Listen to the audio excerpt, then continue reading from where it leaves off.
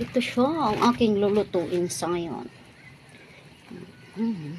Malunggay, alugbati, tsaka dahon ng sili. Puro dahon kasi request to ng anak ko kasi may lagnat kasi si baby girl.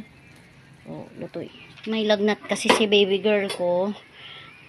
Gusto niya daw ng gulay sabaw. Nasanay kasi hindi man siya kumakain masyado ng yung mga dahon-dahon, pero gusto niya yung sabaw. So okay lang 'yun. Di ba? Niluto ko dito sa aking kalan. Ayaw ko maubos agad yung ano ko. Yung gas namin kasi nga ginagamit ko 'yun kapag sa umaga yung pag ko ng kanilang yung kanilang ulam sa umaga, pagkain.